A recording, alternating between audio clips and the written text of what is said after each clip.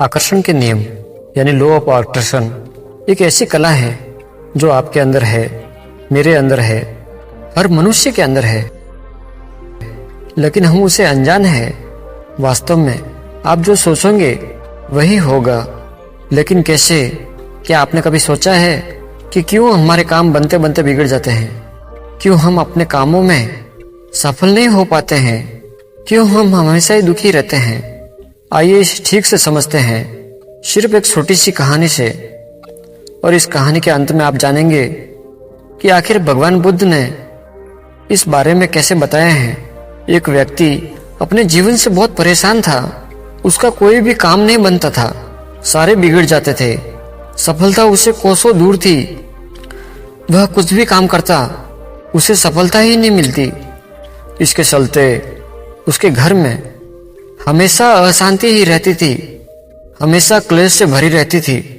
उसे एक ऐसे मंत्र की जरूरत थी जिससे उसके घर में शांति मिल सके और सब परेशानियां खत्म हो सके। उसने कई लोगों से, कई ज्ञानियों से, विद्वानों से एक मंत्र की मांग की जिसको पढ़कर उसकी सारी परेशानियां, सारे दुख दूर हो जाएंगे। लेकिन उन ज्ञानी लोगों ने, उन विद्वानों ने उन्हें बहुत सारे ऐसे मंत्र दिए जिससे उसकी सारी परेशानी दूर हो सके। उसने सारे मंत्रों को अपनाया, लेकिन कोई भी मंत्र काम नहीं आया। कुछ दिनों के बाद वो व्यक्ति एक गुरु के बारे में सुना। उसने सुना इस गांव में गुरु रहते हैं जो सबके दुखों का निवारण करते हैं। उसने सोचा क्यों ना उस गुरु से मिलकर कोई मंत्र ले ले ताकि उसके सारे दुख दूर हो सके। उसने उस गुरु को खोजता हुआ एक जंगल में पहुंच गया और उस जंगल में उसे एक आश्रम दिखाई दिया और वहां उसे गुरु मिले। उसने गुरु से कहा, गुरुदेव, मैं बहुत दुखी हूं, परेशान हूं, कृपया मेरे दुख हर लो। गुरु मुस्कुराए और बोले, इस दुनिया में तो सभी लोग एक से बढ़कर एक दुखी है, तुम कितने बड़े दुखी हो? व्यक्ति ने कहा, मैं सबसे ज्यादा दुखी हूं। फिर गुरु ने कहा, मुझसे क्या चाहिए? व्यक्ति ने कहा, मुझे एक ऐसा मंत्र चाहिए जिसे पढ़ते ही मेरी सारी परेशानियां खत्म हो जाए। गुरु ने कहा, मंत्र ऐसे नहीं मिलते, उसके लिए कुछ करना पड़ता है। अगर मैं तुमसे कुछ करने के लिए कहूं तो क्या तुम करोगे?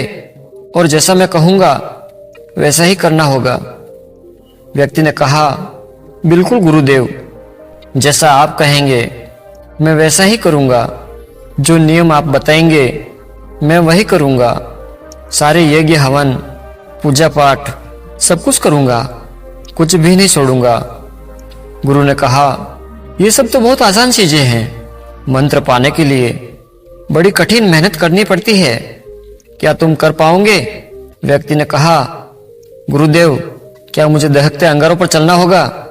गुरु ने हंसते हुए कहा, नहीं नहीं, इतना आसान काम भी नहीं है। गुरु की ये बात सुनकर वह व्यक्ति की हालत खराब हो गई। वह सोचने लगा, पता नहीं मुझसे गुरुदेव क्या करना चाहते हैं। बहुत आसानी लग रही है, तो कठिन काम क्या है? व्यक्ति ने कहा, गुरुदेव, कृपया करके आप ही मुझे बता दीजिए कि मुझे करना क्या है। मैं वो सब कुछ करूंगा जो आप बोलेंगे। गुरुदेव बोले, जैसे तुम अपने घर से यहाँ तक आए हो वैसे ही तुम यहाँ से अपने घर को चला जाना और अपने मन में ये कहते हुए जाना कि मैं बहुत सुखी व्यक्ति हूँ, मैं बहुत सुखी हूँ। यह सुनते ही व्यक्ति बहुत खुश हो गया। बस गुरुदेव, इतना सही बोलना है, इसे तो मैं यूं ही कर लूंगा। गुरु ने कहा, ठहरो जरा, पूरी बात तो सुन लो।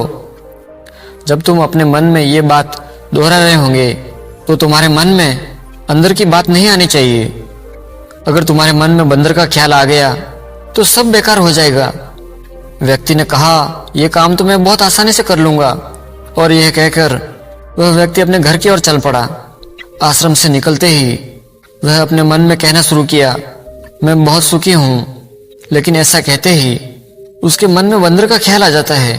जब भी वह कुछ कहता तो उसे वो गुरु के बंदर वाली बात याद आ जाती है। लेकिन वह यह भी कहता है कि मैं सुखी हूँ, लेकिन वह जब जब ये कहता बंदर का ख्याल उसके मन में और भी गहरा हो जाता।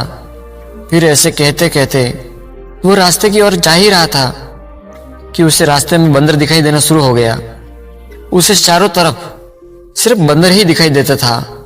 उसने सोचा, आते वक्त तो ये बंदर कहीं दिखे नहीं, अब क्यों दिख रहे हैं?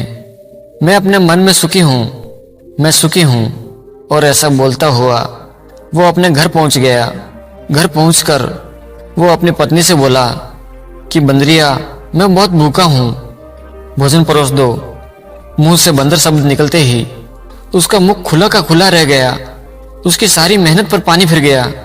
उसने सोचा, आज से कभी उसके मन में बंदरों का ख्याल तो नहीं आया था, तो आज कैसे आ रहा है? और उसे हर जगह बंदर ही बंदर दिखाई दे रहा था। वह सब कुछ छोड़कर भागते हुए गुरु के आश्रम पर जा पहुंचा। आश्रम में पहुंचकर वह गुरु के चरणों में गिर पड़ा और बोला, गुरुदेव, ये क्या हो गया? मुझे कुछ समझ में नहीं आ रहा है। मुझे तो हर जगह सिर्फ बंदर ही बंदर दिखाई दे रहा है। ऐसा क्यों गुरुदेव? आपने कहा था कि बंदर का ख्याल भी नहीं आना चाहिए, लेकिन मेरे तो जुबान पर ही बंदर बैठ गया है। आज से पहले इतने बंदर कभी नहीं दिखे। आपने जो मंत्र दिया था वह भी नष्ट हो गया, मुझे मंत्र मिला ही नहीं। गुरु ने कहा, तुम्हें मंत्र मिल चुका है, सिर्फ तुम्हें उसे उपयोग करना सीखना है।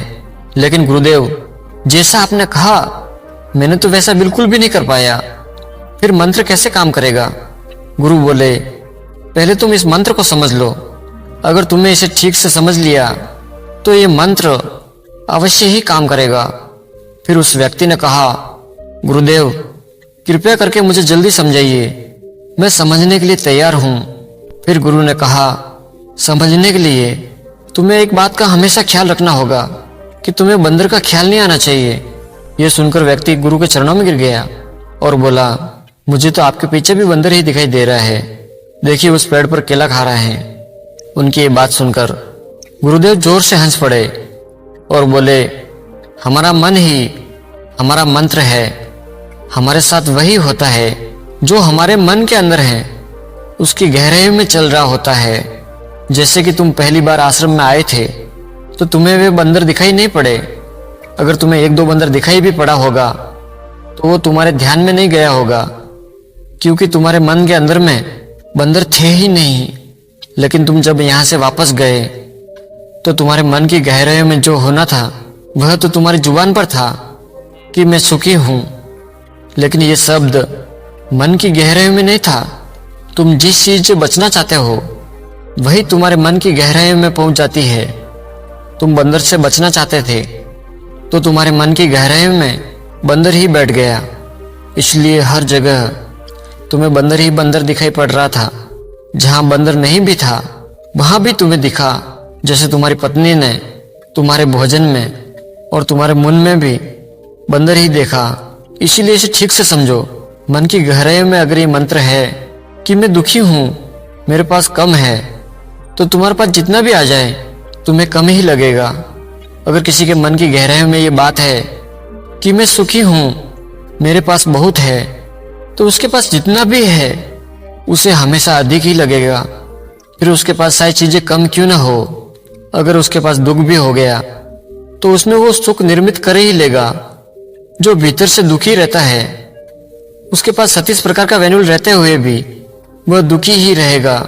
और ठीक उसके विपरीत जो भीतर से, जो मन से सुखी रहता है, उसके पास अगर सिर्फ 2 सूखी रोटी भी है तो उसे खाकर हमेशा सुखी ही रहेगा। इसीलिए मन में जैसी धारणा लगाओ वैसे ही तुम्हें मिलेगा। जिस प्रकार तुमने बंदर ढूंढ लिए। फिर गुरुदेव ने कहा, अब तुम्हें समझ में आया होगा कि तुम इस मंत्र को कैसे सिद्ध करोगे। व्यक्ति ने कहा, गुरुदेव, मैं समझ गया हूं। हम जो हमेशा सोचते हैं वही हमारे मन में भी बैठ जाती है। मैं लगातार शब्दों का उच्चारण मुंह से जरूर कर रहा था, पर मेरी सोच तो बंदरों पर ही चल रही थी, इसीलिए वह मुझे दिखाई दिया। इसी तरह मैं सुख चाहता हूं, लेकिन मेरे मन में तो दुख ही बैठा हुआ है और मेरा सब ये काम बिगाड़ने लगते हैं, क्योंकि मैं हमेशा ही उल्टा सोचता रहता हूं और इसीलिए ये मंत्र भी उल्टा ही हो जाता है। वास्तव में हमारे मन में जो भी चलता है वह एक साधना की तरह ही होता है। अगर कोई सच्चे मन से साधना करता हो तो उसे फल अवश्य ही मिलेगा। अगर मन में हम गलत सोच विचार रखेंगे तो हमें उसका फल भी गलत ही मिलेगा। इसीलिए अच्छी सोच, अच्छे विचार रखेंगे तो फल भी अच्छा ही मिलेगा।